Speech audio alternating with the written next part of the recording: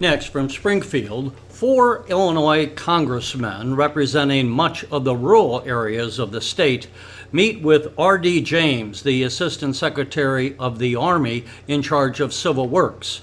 We hear from the congressman as well as many from the agricultural community in Illinois on issues such as tariffs, rebuilding locks and dams on the Mississippi, and developing further trade around the world. This runs about 1 hour. About 4 years ago, I read an article by Stratfor. It was actually an essay. And what it basically said was that our country was blessed from the beginning by having an inland waterway system, a big inland waterway system, and was double blessed by having the largest contiguous plot of farmland in the world lying right over that waterway system. That's why our forefathers bought the Louisiana Purchase. They wanted to go westward, that's true. But the main reason was to buy New Orleans and the lower Mississippi River, because they knew they had to control that outlet to be able to use the Mississippi, Ohio, Illinois, and all the other tributaries that would be needed in the future to pass goods to other parts of the world. We not only have that inland waterway navigation system, it's the largest in the world. It's the largest in the world. If you added all the other inland waterway systems together, it's still the largest in the world. We benefit from that. The first job the Corps of Engineers had was snagging and clearing that inland waterway system. And then in the 30s, we started building locks and dams so we could traverse up with larger boats and traverse rapids that were in some of the river systems. Right now, as farmers, we send 60% of the grain of this country out that inland navigation system. And oh, by the way, some of you may be located where your grain goes out by rail or even by truck. But imagine what the rates would be on rail and truck if we did not have the inland waterway system. We probably, I don't know what we would do. But the three of those, and we need all three of those, keep it all competitive so we can ship our grain at a lower basis than we otherwise could. When I got to DC, the first talk I made the statement that the only reason I was there was to move dirt. A lot of people didn't know what I meant by that, but what I mean by that is for the Corps of Engineers to get their heads out of the processes that they go through and get to construction faster and cheaper.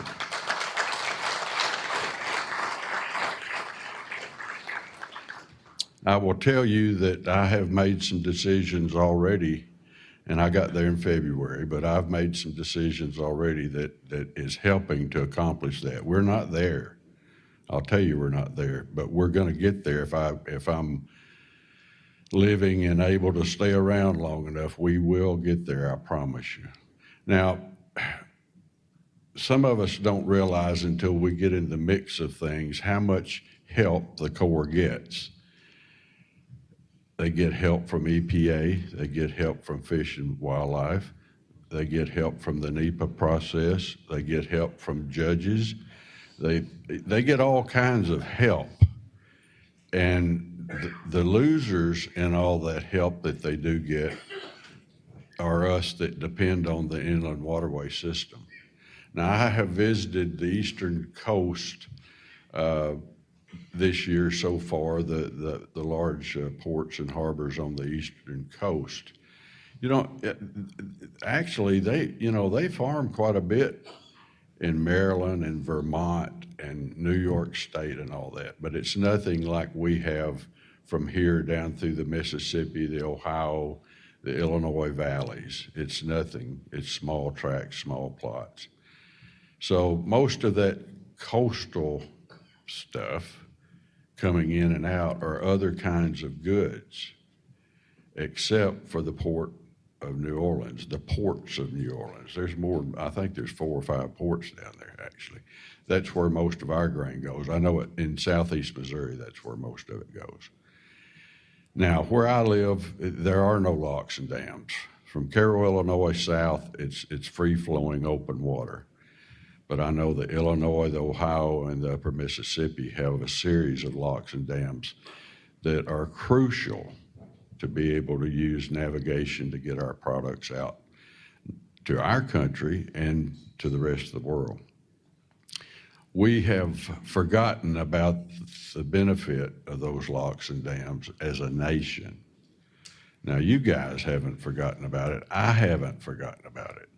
I've seen every lock and dam. I have visited every lock and dam on the Mississippi, the Ohio, and the Illinois rivers, and the Tennessee and the Cumberland.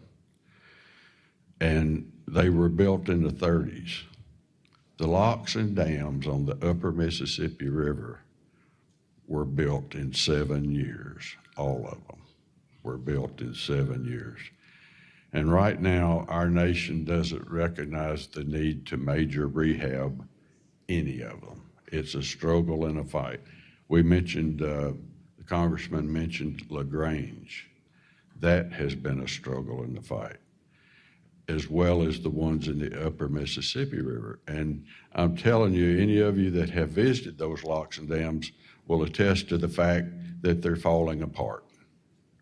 We've even got some people in this country wanting to abandon locks and dams because it costs so much to rehab them. We can't do that. You have got to fight that. We cannot abandon. Now, there are some places that the local people even want to abandon them. And my stance on that is, we put the money into building them years ago. Why would I want to take out a lock and dam that already exists? Yeah, it needs repair. And all they say, well, the tonnage is down. It's just not worth the money that it takes to do that. And I don't believe that. And as you all know, our yields are going up. The demand for our food around this world is going up. Why would we eliminate a lock and dam that's already built and standing there in the water? So I'll be fighting that in the future for myself and for all of you all and for this country as well. As far as the Corps goes, I signed implementation guidance 3 weeks ago now, and I don't know how important this is to you all. It's important to some states, and that's the fact that the state can take over the 404 permitting for the wetlands in their state, rather than the Corps be the regulatory agency. I signed that guidance 3 weeks ago. And so now if a state chooses to do that, there's a process they have to go through and to get that done, but it can be done. Right now, Florida is jumping up and down, wanting to be able to take over that process, and we're working with them to try to do that. I think Michigan and New Jersey also, no, Michigan and New Jersey already had it. I don't remember, there's 2 other states that have jumped in immediately wanting to take that over. Now, I don't know whether that 50 years from now will turn out to be a good thing or a bad thing. The states feel like they can do it quicker and more efficiently than the Corps can to regulate their own 404 wetlands. Chances are they might, they very well might. I'm from Missouri, and I know of an example where even getting a water quality permit from the state took longer than get the 404 permit. So, you know, I don't think it's a total blessing, but if a state wants it, they can get it. That's the main point. We're no longer going to stop them from being able to get that.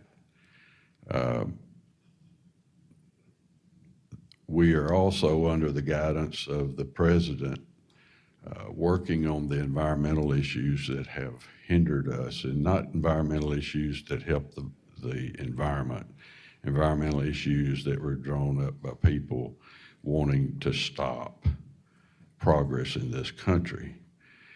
And one of those is one federal decision, and that's EPA and the Corps, Interior working together through a process, the EIS or NEPA process, in order to all know where each is through the process, rather than the Corps finishing their process and then EPA gets it and then Interior getting it and so forth. We're trying to do that.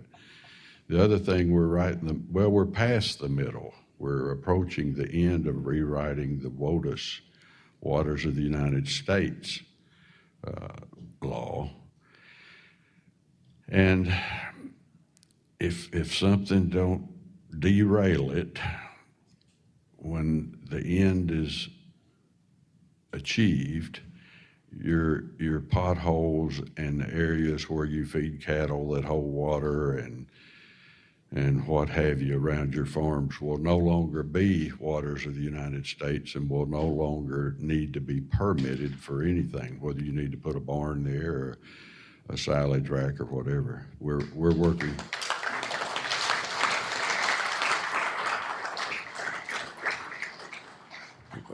We're working very hard on that. We're working with EPA hand in hand on that particular issue, and have had really good results so far. And I think we'll end up with good results on that. And basically what waters the United States, if something doesn't come along and change it, like a court, I think the waters of the United States will be confined to what they call Section 10 waters, and that's navigable water, period. Your farm ditches, the ditches, if you're in a drainage district, you've got a farm drainage district, you've got to keep those ditches cleaned out in order for your individual farms to drain. That will no longer be a wetland. So we're working on that along with several other things. I think you're going to have some questions here. If you have anything of me, ask them. I don't have jet lag. I didn't travel that far, but but some of my thoughts aren't coming to me this morning. But anyway, I want you to know I am a farmer. I'm 70 years old, and I did not go to Washington, D.C. for retirement.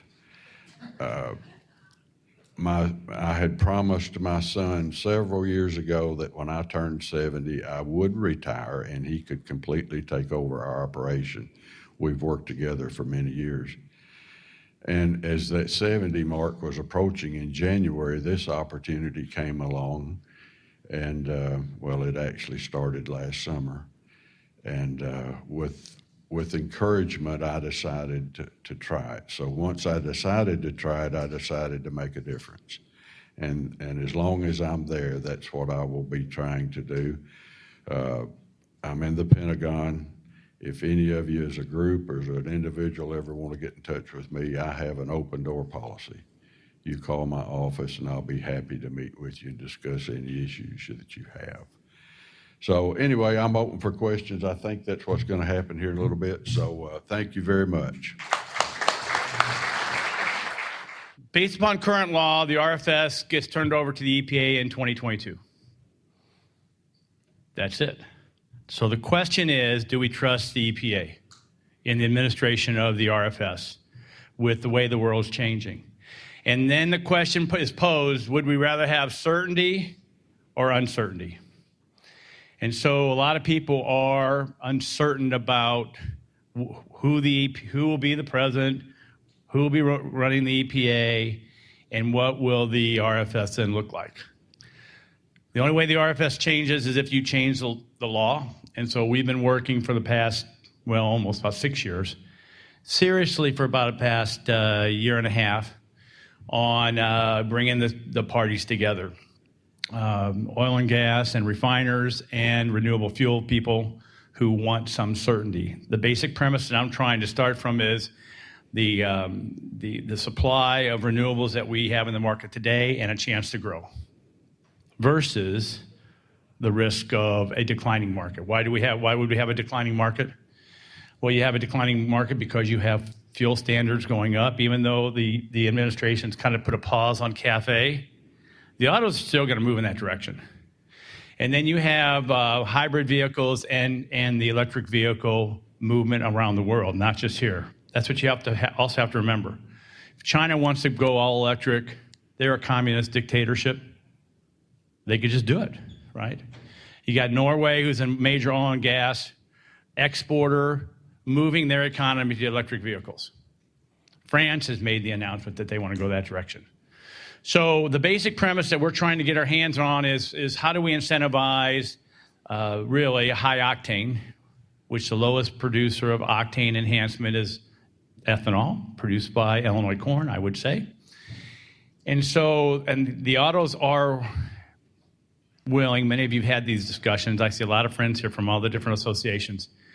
The autos and the corn growers have been doing research for many, many years on what is the most efficient process, what is the most efficient engine. And that's basically high compression, high octane. Now we're going to quibble around what's the definition of efficiency, and I think we have to have an appreciation of the distribution system. What we can do versus what we can't do based upon the current infrastructure and the current refinery provisions in some major state on the West Coast. So when you put all that together, that gives a parameter for a process where we might just move on a piece of legislation. I'm trying to do this in a way that there's a lot of bipartisan things that get done in Washington, they're just never reported because they're not cool, they're not sexy, they're not people fighting each other. And we mentioned that earlier at the Ag Breakfast. So this is a process that I would hope that we would move with no preconceived conclusion through the subcommittee to the full committee to the floor. And then we will see how it evolves from there. Not making any announcement that we can get it signed into law, not getting any promise that we can get it past the House or that the Senate will ever take it up. But it's time for that debate. If we want to continue to have liquid transportation fuel in our market, we better unite and think together versus being on opposite sides. So that's what we're trying to do. I can answer more questions when we go to question and answers. Thank you all, and look forward to hearing them. Joined by another state legislator, good friend Charlie Meyer. Charlie, wave to everybody. Proud to work for Shimkus for 16 years, although he's not proud of me doing that. And I'm very proud to share Sangamon and McLean counties with my good buddy Darren LaHood.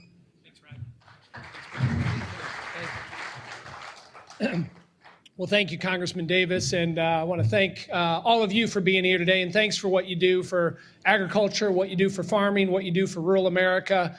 We have a great group assembled here today, and I want to thank Congressman Davis for helping to put this together here today and for what all of you do for agriculture. And let me just say, it hadn't been mentioned here today, but we're talking a lot about the Farm Bill. Two of the conferees on the Farm Bill are Congressman Shimkus and Congressman Davis, and we couldn't have two better advocates on the conference committee for the Farm Bill that, of course, the conferees have been named. They're going to be working between now until we get back in September to do that, but we're lucky to have both of them there. And as I was sitting here, if you think about our 4 congressional districts, we cover 76 of the 102 counties in Illinois. And so we got 3/4 of the state of Illinois covered between the 4 of us here. And we all work in different ways when it comes to agriculture, when it comes to rural America, and it comes to our farming economy. And last year at the Farm Progress Show, Rodney put together a great group that we met with Secretary Perdue. We met last year at the State Fair and the year before in a similar event. And so we work as a team together when it comes to agriculture, and it's vitally important. And obviously the farm economy over the last few years has been through some struggles. And prices aren't where we want them at, and there's some challenges. And I would just focus a little bit today on trade. I'm fortunate to serve on the Ways and Means Committee. I just got selected to serve on there in January, and I'm honored to be there. And I would just initially say on our tax bill that we passed that we all supported in the Congress, making monumental tax reform.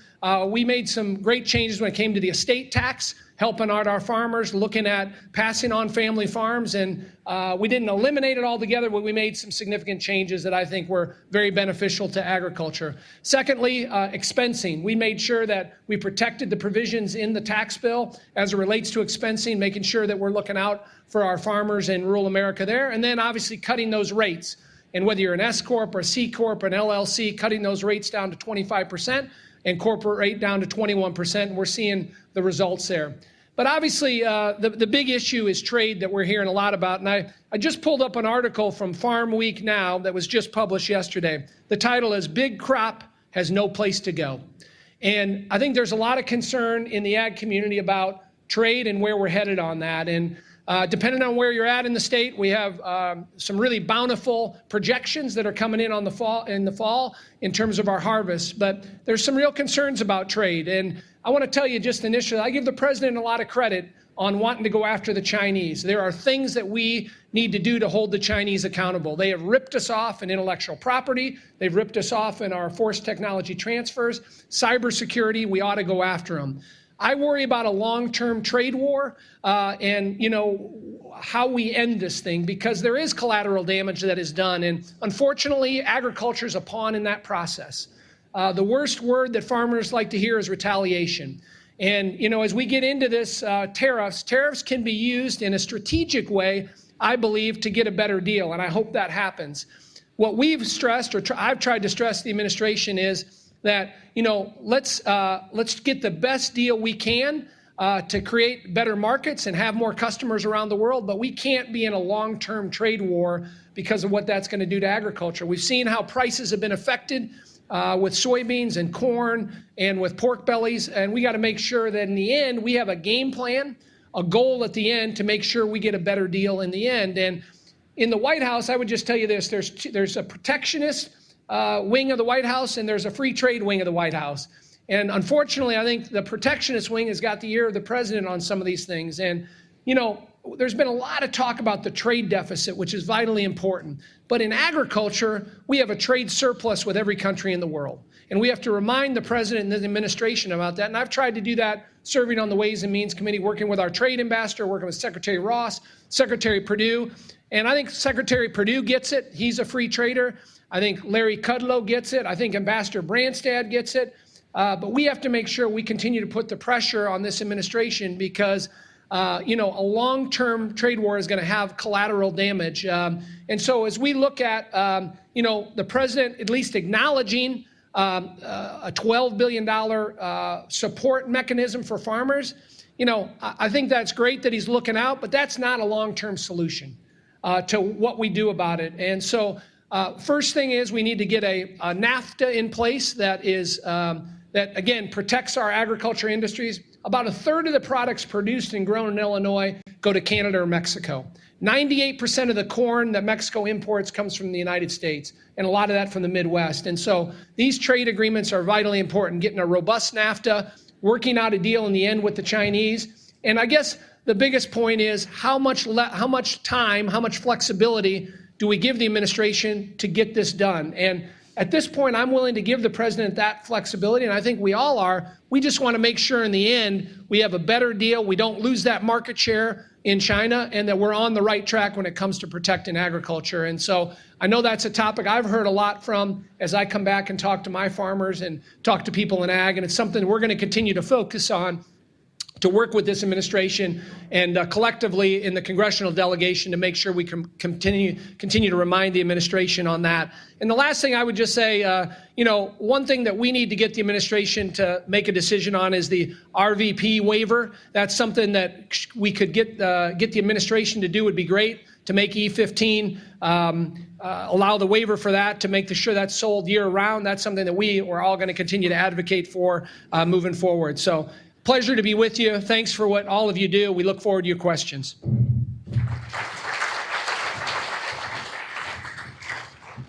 And Darren didn't say he's the author of the sign up once and done provision that's implemented in the House Farm Bill that we're going to do everything we can to keep it in there, buddy. Hey, lastly, I wanted to make sure I had enough time to go get this, or to have somebody go get it, because my good buddy Mike Boss doesn't get to come up to the state fair as much as he used to, and we were talking about a Bob Vogt's corn dog, and I know the Asian carp won't hold him over, but Mikey, I sure hope this corn dog does, buddy. Hey, thank Miles.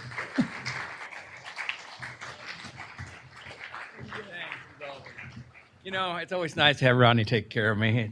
He really does a great job. So let me first off start by saying, Artie, welcome. Thank you for being here. And you don't realize this, we're neighbors. We just cross the river. You know, he actually knows where Southern Illinois is, just across the river from him. You know, we're working on a lot of things right now. And having Rodney on the Farm Bill, negotiating and working that through the end process. Now, just so you know, I just need to let you know, we have 47 days, 11 hours, 14 minutes, and 14 seconds for you to get that done. I just, not that I don't have that ready to know exactly when the Farm Bill has to be done.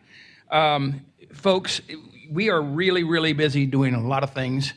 And the Farm Bill is vitally important. We're going to be moving forward with that. Another one is WRDA.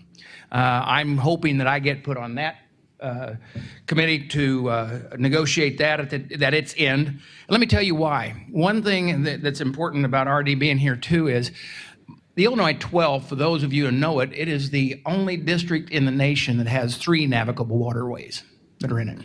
And 2 of those have locks and dams in them. That's the Kaskaskia in Mississippi. And then just outside of my district is into John's district is one of the largest locks and dams that has been ever created in this nation and will be open shortly. And let me tell you that it's vitally, maybe, please, maybe, yeah. It is, let me tell you this. As already said, it's vitally important to make sure that we maintain them and we keep that flow going. And as we move forward, the president, as many of you know, talked about doing an infrastructure bill. Now, I don't think you'll see that happen before the election, but after the election, I do think there will be something to move forward. Now, let me tell you, just like when I worked in the state of Illinois, there are a lot of people that are more than willing to spend the money. The question is how do you put enough votes on it to actually get the money?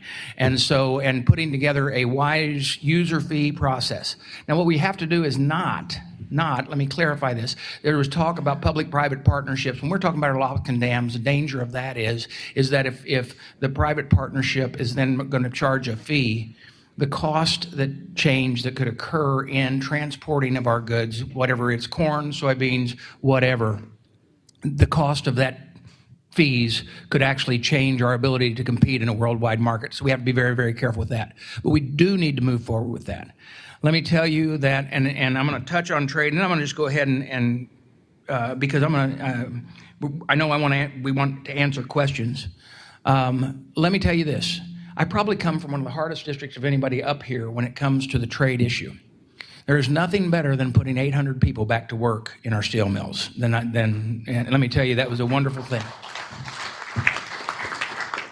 And I actually had the chance to explain to many of you, but those of you weren't there, I'm going to explain this again. You do understand that 232 was done for national security purposes. The steel that is produced in Granite City is used to make the rolled tubing steel that is used for oil production.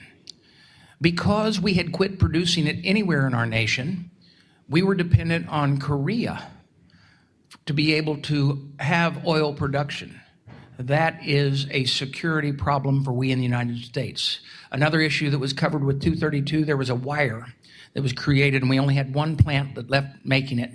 The wire is unique and specific and is put in every transformer in our power grid. If we had lost the final plant, we would have been dependent on China and China alone to hold our power grid in place. We cannot allow China to do that. Now, I understand that when we went to the 301, the intellectual property, that's when China did the reaction that they did. And folks, China's been cheating a long time. And administration after administration has just kind of looked at it and went, you know what, let's go through the process with the World Trade Organization. It's kind of slow. And all the time, it got worse and worse.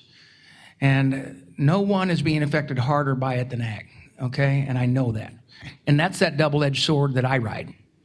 I want to, as Darren said, we want to explain, and I think the administration understands that we must make sure that we move as quick as we can on getting our deals set with Canada and with Mexico, and making sure that we have markets that are available. We also need to see if we can swing the door open for pork in Japan at a faster and higher rate. We have all of these other markets we need to be looking at, but we must stop this problem with China. My hope is the EU and others will join with us in making sure that they understand they can't continue down this path of cheating, because it's hurting all of us in the United States. Now we're going, like I said, we've got to make sure as members of Congress that we are in constant communication, because we understand how important it is to you as people in the ag industry that we get this settled as quick as possible, so that the fear, I say that, if you're in ag, you're constantly in fear of what's going to happen weather-wise, everything like that. You don't need the extra problem that is existing out there right now. We do need to continue to work with the administration to try to get that straightened out. So as these things move forward, I'm going to be glad to answer any questions. Thank you for all for being here. And Rodney, thank you for the corn dog.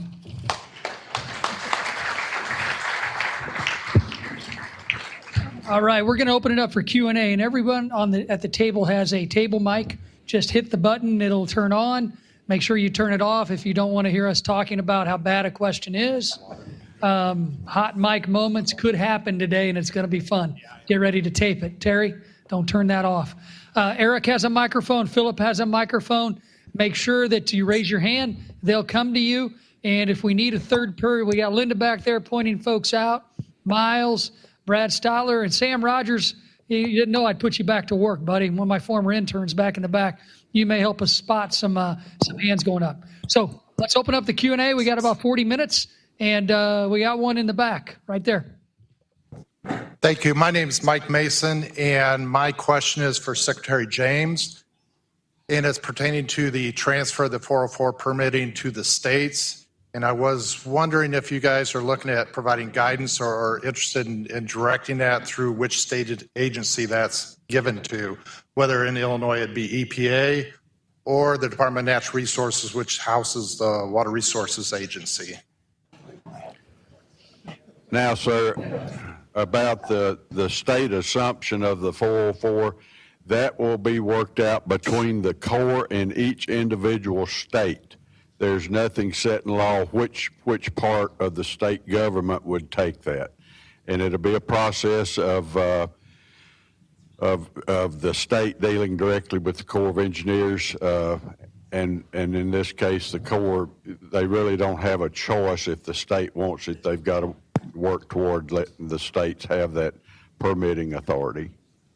So if I could jump in, that means that the state reps that are here, they'll have to be involved in passing something at who that gets given to. I think that's what, if it's going to go a state delegation, then the state will decide what agency gets to do that. All right, who's next on the questions? Go ahead.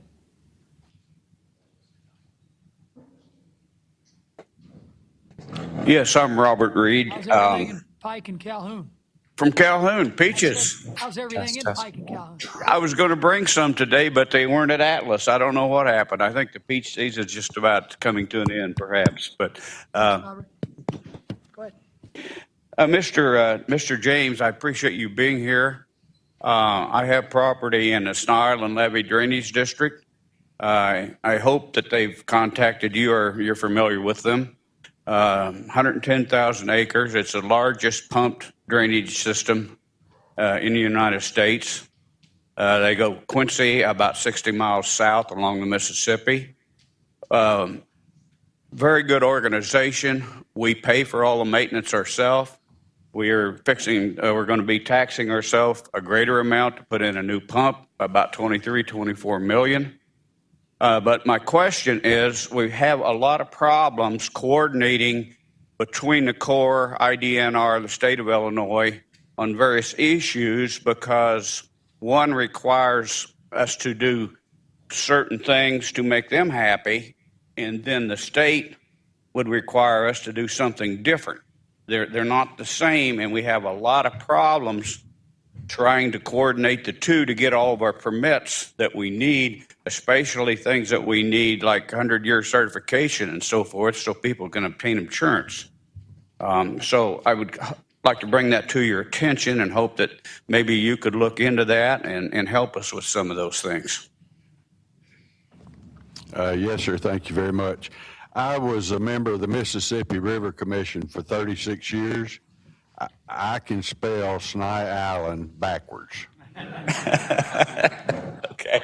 Now, also in that 36 years, I never sat down at a table with Sny Island, the Corps, and the state. And in my opinion, that's what's going to have to happen in order to ever get that situation in check. I'll be glad to work with the state, the Corps, the Sny Island, or whomever on that issue. But I know enough about it to know it's not a simple issue. And but I'll be happy to work toward finalizing a solution. Okay, and I thank you for that. In the past, the SNI has always had a great working relationship with the Corps. It hasn't been the same for the last few years with the different administration, but let's hope with the Trump administration that we can get back and be friends again. And I did have another question. Rodney, you were talking about doing studies on the Mississippi. We've done many studies in the past and spent considerable amount of money on the studies.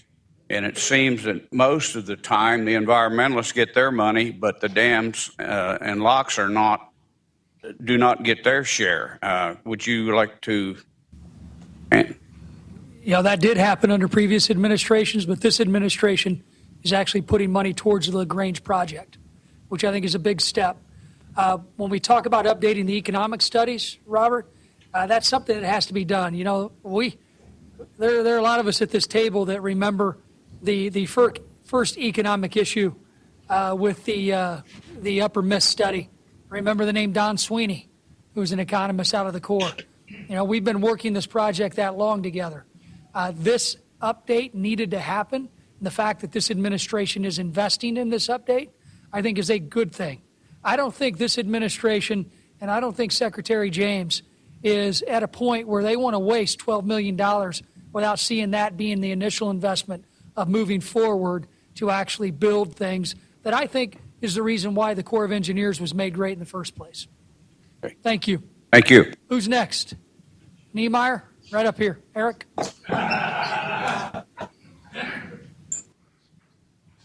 If you want to ask a question, raise your hand still so these guys with mics can be ready. Go ahead, Gary. First of all, thank you, Congressman, for bringing Mr. James here. We really appreciate it. I'm going to talk farmer to farmer to you. I'm the same age. I farm in Illinois. I represent NCGA on Waterways Council. My question is, you know, we do a lot of studies, and coming 2020, we're going to go over to a lock and look at it today, the LaGrange lock. It's going to be shut down with multiple other locks for repair for up to 120 days, so they say. That is just almost intolerable to be able to move any kind of grain or any kind of products up along the Mississippi River. It's about time we put a 1,200-foot lock in LaGrange at the bottom that takes all the grain and all the other building materials back up and down that river. This is costing at least one company I'm familiar with $20 million for this shutdown at that particular time. I would think that good common sense would say, let's build this 1,200-foot lock instead of patching another lock. That's my question.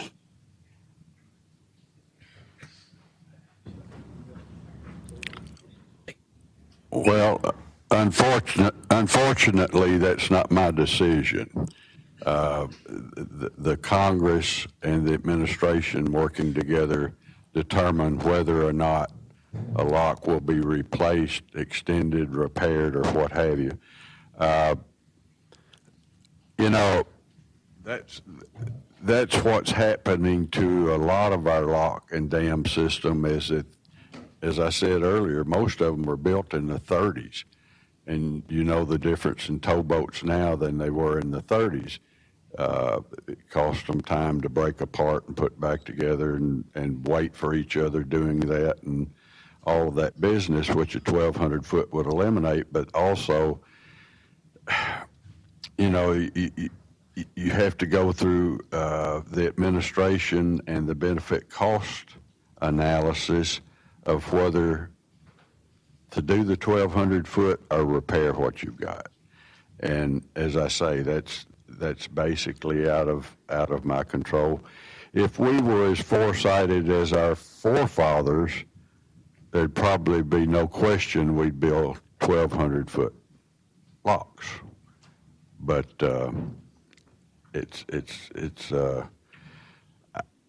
I don't control that. I will help anywhere I can, but I really don't make that decision.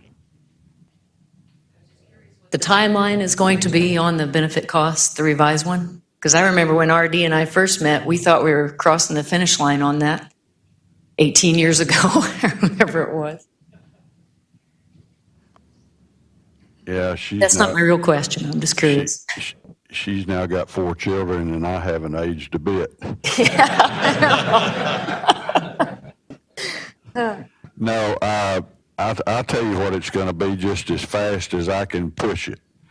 I said during my little talk that we're going to try to get our head out of the processes and get to the finish line on all of this inside the Corps of Engineers. And now, to answer your question, I can't, but I will tell you it's not going to be business as usual. I'm not going to put up with it. Well, that in itself is reassuring, and that lets me ask the questions that I'm really interested in, because I have some confidence in you guys. When we talk about the infrastructure going forward, and we look at telecommunications, for example, and we see some opportunities within existing USDA programs to make some tweaks, what is our chance to get hold of some of that FCC Connect America money and let USDA Rural Development build out? How can we get that done? Second question, how can we look at motor fuel tax from a federal level and cap the amount that states can use to pay their operating overhead so that we guarantee that it goes into those roads and bridges? And I know when I'm signing up our 2290 on our heavy vehicle use tax, I'm not sure that a lot of that $1,100 per truck is making it back to Fillmore Township. So I got 3 in there, kind of how do we get her done, guys? And how can we help you? Well, let me do the telecommunications piece because that's why I got placed on the Ag Conference because of the broadband provisions, which are under the committee jurisdiction. I think you're right on. Of all the agencies that I speak positively of, it's just USDA Rural Development has just been a godsend for my congressional districts because I've had 3 different ones in my time. So that's where our focus will be. This administration has really led the way on a big dollar amount, and they do believe there is a broadband divide, and they've already committed millions of dollars for rural broadband deployment. So it's unfortunate that we do have kids in rural America have to go to McDonald's to do their homework because they can connect with Wi-Fi and they can get into the system. And that's a narrative that most members in Congress, even from urban areas and suburban areas, understand. It's okay to send kids to do their homework at McDonald's. Especially in Taylorville, Pana, Shelbyville, and Vandalia. But I can tell you the kids in my hometown of Taylorville don't need to go to McDonald's because we've got 1 gig service in my hometown of 11,000 people. Because entrepreneurs like Adam and Billy at CTI Technologies, they laid fiber around our entire community.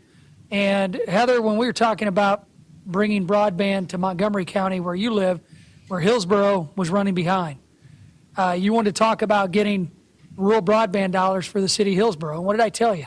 You said, go talk to Adam and Billy, and I did. And we are going to be the most connected county in the United States. How much government money was spent on that? $6,000. There you go. Local?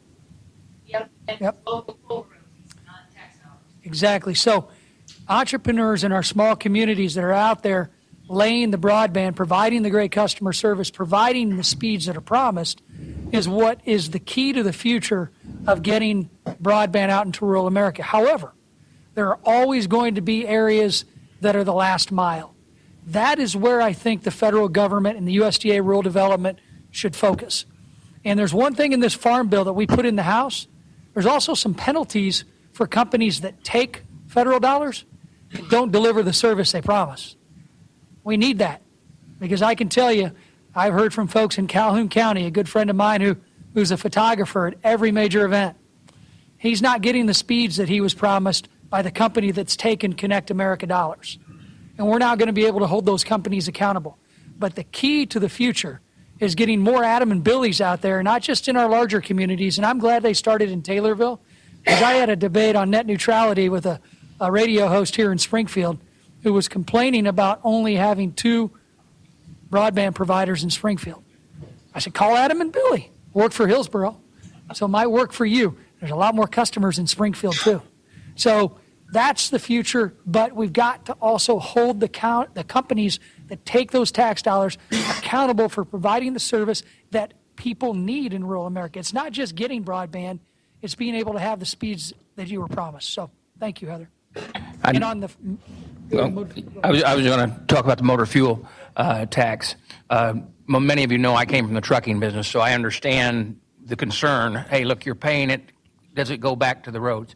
Let me tell you that as we move forward on the infrastructure, remember that one of the greatest ideas that this nation had was whenever they created the interstate highway system, that they created the motor fuel tax, because it went to do exactly what it was intended to do. Unfortunately, the side directing of those funds has occurred, but that's not the only thing that's happened. As we move forward, trying to figure out how to make a user fee that is as wise as that was. Remember when that was put in place, cars got 5 miles to the gallon and trucks got 1.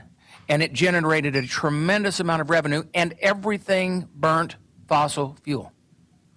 So what we've got to do, and Rodney and I have talked on this a lot in the Transportation Committee, how do we come up with a user fee that goes across the spectrum, that not only deals with the fact that we have hybrid cars, that we have electric cars, that we have everything that you can imagine out there that is getting great gas mileage, which is wonderful, but we've still got to pay for the roads that are being used. And as we move forward, we're looking at everything from battery taxes, tire taxes, and also a possibility, but then there's the people who see black helicopters don't want to see us tracking your mileage. But something has to be done that people, as they use these roads, are paying to use the roads. But then also we need to make sure, because let me tell you that a person is not upset by paying a fee to repair the roads they're using, but they are upset if they think that the tax that they're paying is not going specifically to deal with what it is. And so that's got to be part of that infrastructure bill. And you're not the only one that has that concern.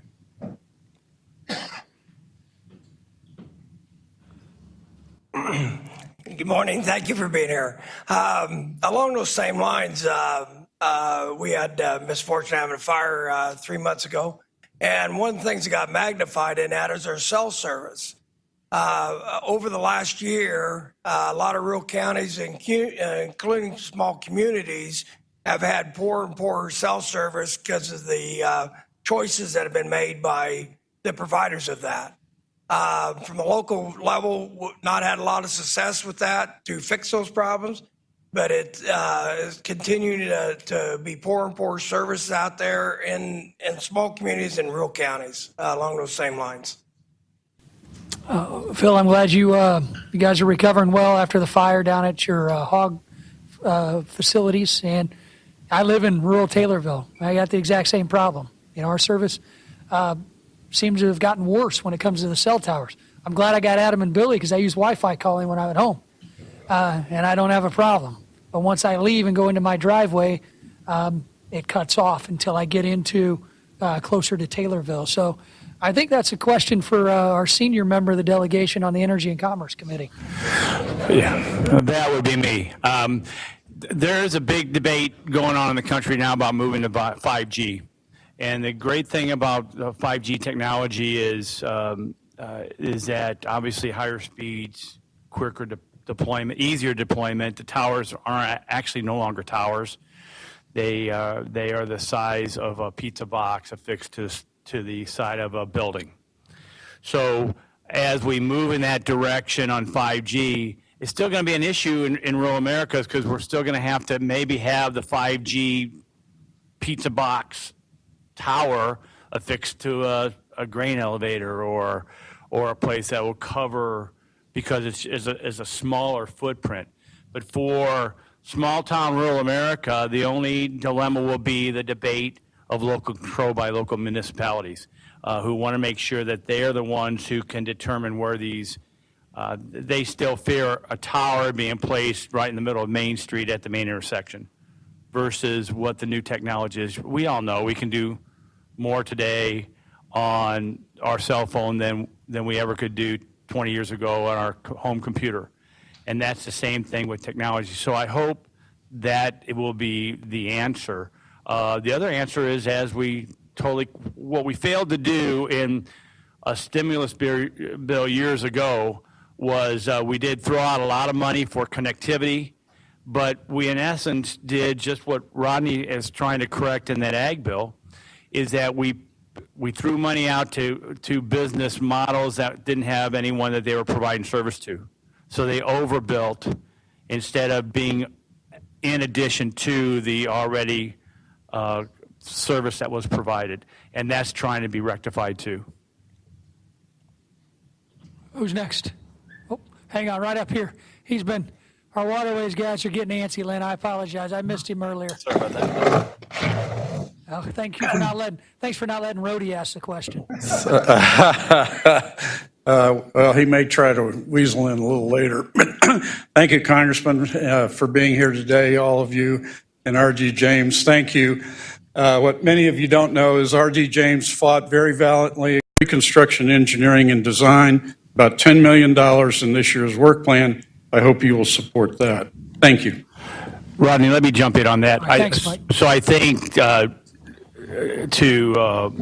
put that question in perspective, I think you're asking, and to my colleagues here, it sounds like there needs to be a delegation letter to the conferees to make sure we support the Senate number. That's the basic premise of the question. That's on it will be on the omnibus bill, the small spending bill of energy and water, MilCon, and whatever else comes. And Mike, we'll work with Subcommittee Chairman Diaz-Balart, Chairman Frelinghuysen in the House, and let him know our concerns. We want to see the money go forward. You're right. I think this administration is doing a yeoman's job making sure that we finally see investment on the Upper Miss and the Illinois waterways. I like how you slid in that Olmsted came in under budget and early in time. After how many change orders? That sounds like government accounting, I think. Yes, it does. Lynn Rorscheib. Hi, I'm Lynn Rorscheib, and I'm a ninth-generation farmer from Vermilion County. But first of all, I would just like to say good afternoon, and thank you very much for you all being here today and for taking the time for us all to have the opportunity to talk with you all.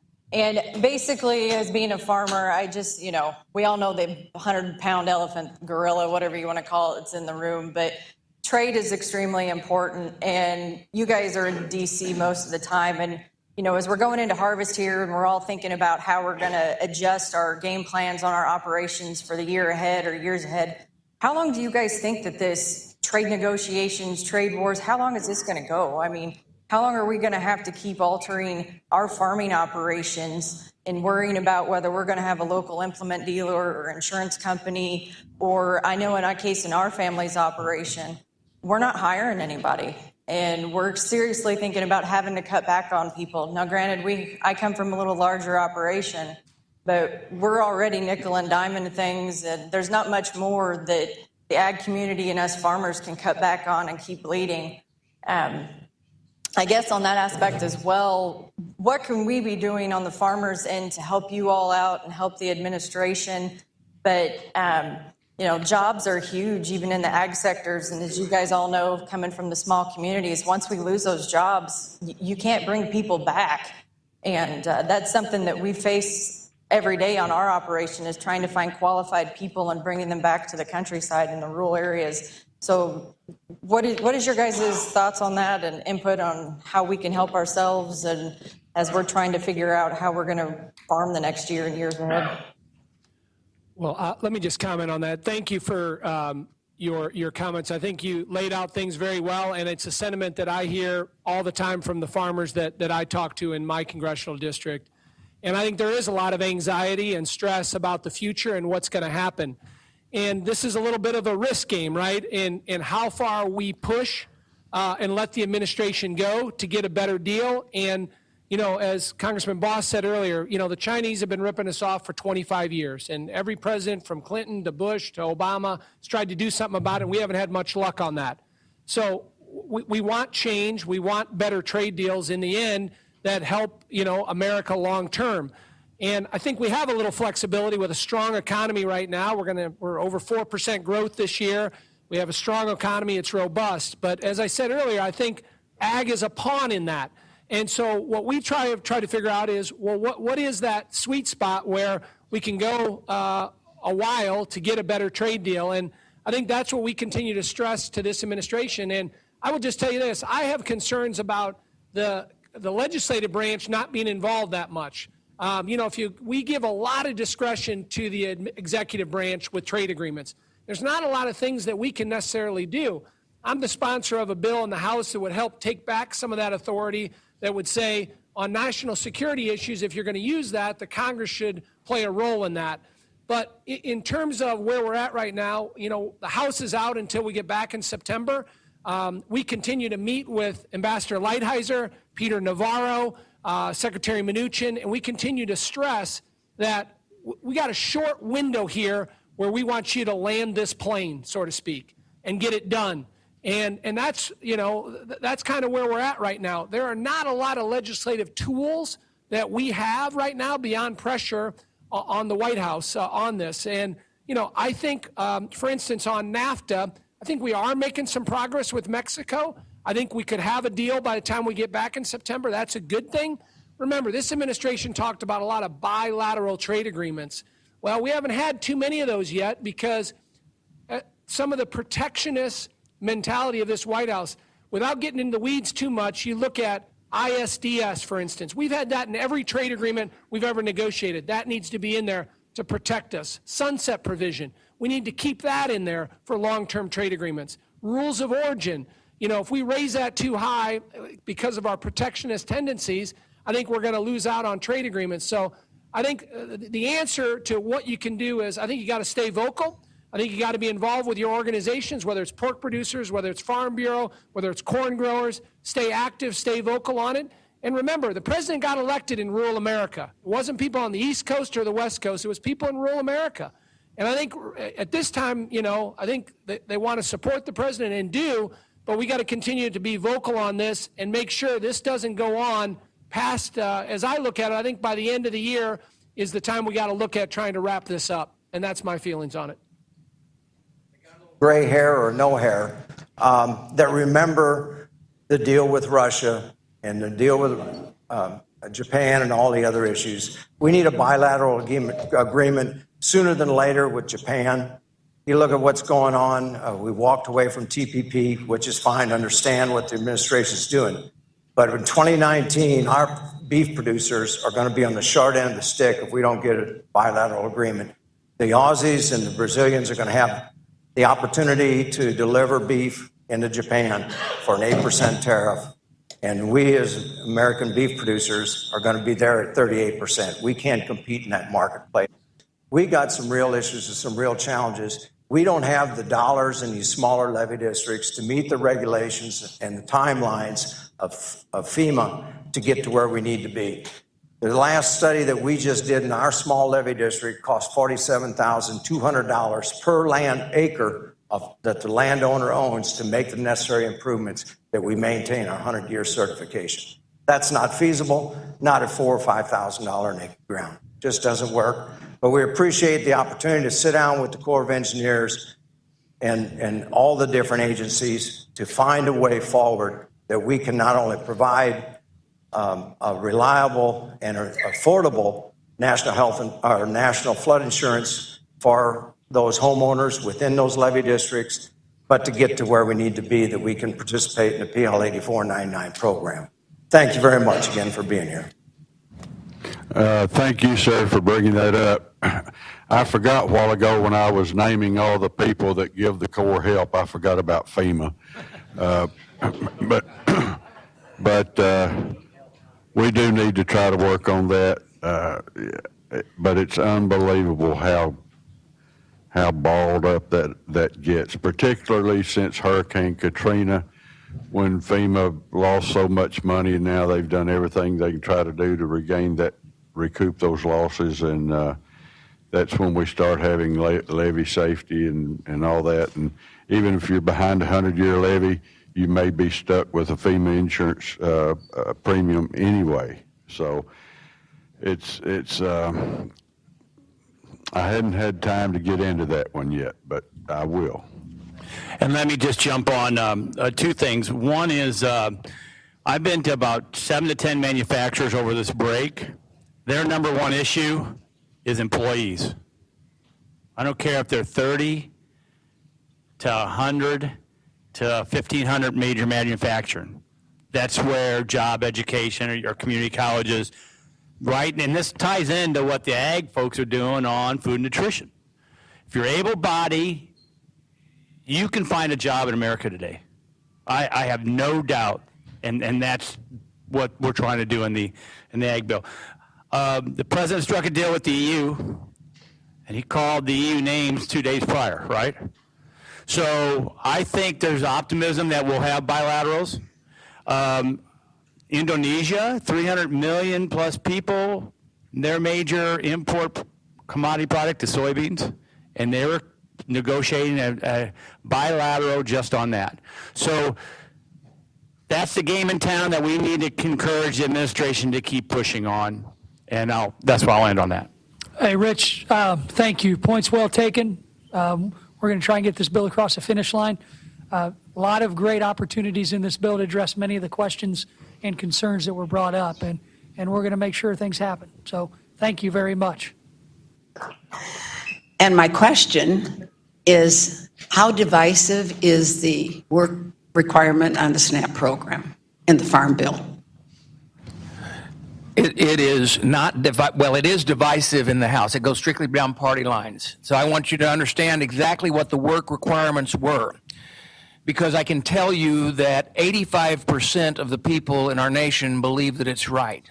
What it says is that if you are on food stamps, SNAP, and you are between the ages of 18 and 59 years of age, you are not pregnant, you do not have children under 6, you are not mentally or physically disabled, you are required to work 20 hours a week. Show that you work 20 hours a week, or you're looking for work for 20 hours a week, or if you find work and you need some education, we will provide that education to make sure that you are capable of being able to do that work.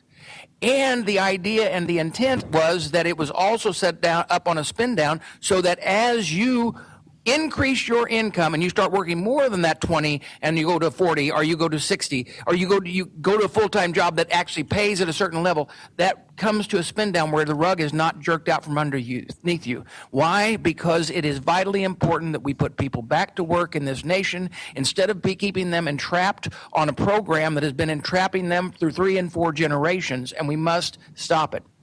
That is controversial because they're in the House.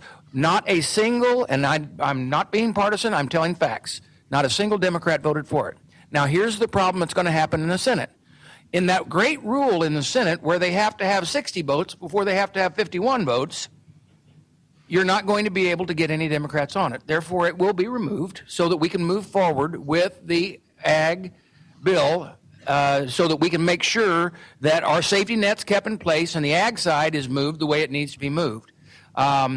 So it is controversial, but it is, and I don't understand my colleagues on the other side of the aisle why absolutely no work requirement could be tied with this, and neither do the people that I serve. The problem with what Mike just said is it's common sense. All right? And I would just add two things to that. We have 6.7 million unfilled jobs in this country. Congressman Shimkus just talked about it. We can't hire enough welders in Decatur, Illinois to build Caterpillar tractors right now. We can't hire enough truck drivers at Dot Foods in Mount Sterling, Illinois. Nurses at OSF in St. Francis. 6.7 million unfilled jobs in this country. That's the first point. Second point is the best social service program in this country is a job, a job. Yes. No, I agree with everything Mike and Darren said, except one thing Mike said that's going to get taken out of the Farm Bill. Not if I can help it, because it's less. This is less about a work requirement and more about an education and training requirement. This is an opportunity for us where we have right now 6 million more people on food stamps today at an unemployment rate of 3.8%. Remember, the unemployment rate in this country has not been at 3.8% except before when I was born in 1970. Okay? That's the historic time and era of opportunity that we're living in. I'm 48 years old and we've never seen unemployment this low. 6 million more people today on food stamps. Again, let me let this sink in. At unemployment at 3.8% than when unemployment was at 9.5%. Why in the world would we not want to invest in the training and the skills that are necessary for people and families who are stuck in the cycle of poverty to get the skills training they need to get out of poverty? That's the goal. And that's what we want to see. Because right now we have a workforce problem in this country. And if we don't invest in families that are stuck in the cycle of poverty, when we have unemployment at 3.8, when will we in this country? That to me is the American way. And that's how we're going to fill our jobs at our manufacturing facilities. Remember, Decatur, Illinois, not too long ago had double-digit unemployment. If Caterpillar would have had one job, or Tate and Lyle would have had one job, people would have lined up out the door. I was with Chris Olson just the other night, and the GM of the Caterpillar facility in Decatur was there. He said his worry is less about input costs, and it's more about how are you going to get the people to build the machines necessary to fill the orders. They don't make those products that they make in Decatur anywhere else in the world. And if we can't find people to take those good-paying jobs in Decatur, Illinois, where are we going to find them unless we encourage families to not do a cost-benefit analysis of whether or not they should stay on benefits, but to actually take the government money, our own, the onus is on us to place them and pair them up with skills and training. Richland Community College has a great program training prospective workers for Caterpillar. Let's get people there. They'll still get their benefits. No one's getting kicked off of benefits. What we're saying is we're going to help lift you up. And when that happens, they're going to be able to go and get a job because we're going to take the onus to pair them up with a job after that. And if you don't think these opportunities exist outside of Decatur and Caterpillar and ADM and Tate and Lyle, let me tell you, McLean Food Distribution in my hometown of Taylorville, they've got truck driving jobs that you can start tomorrow with a CDL making $70,000 a year. I know a lot of people that I've grown up with that have driven from Taylorville to Springfield to work right here at the Department of Ag and have never made $70,000 a year. And jobs are unfilled in Taylorville, Illinois at that salary. That's what we're up against. That's why we've got to fight this fight to help families out of poverty. You know what's frustrating? The majority of the people that are opposed to this represent areas of income that's much higher than us. Median home prices, $600,000, $1 million. How in the world can they look their constituents in the eyes and tell them that they can achieve the American dream of home ownership when they're stuck on benefits? Now's our time to get them trained in San Mateo and San Francisco, California, and get them into the community colleges and get the skills they need to go to work at the factories that even pay a lot more than $70,000 so that people actually get a job and begin to be the next generation of people who give back to our communities. If we don't do it now, when will we do it? Yay. All right, as the head of the delegation, our time is over. I know someone, no, you got to go. You got to go to LaGrange. It's 12:30 plus. So we can grab you individually.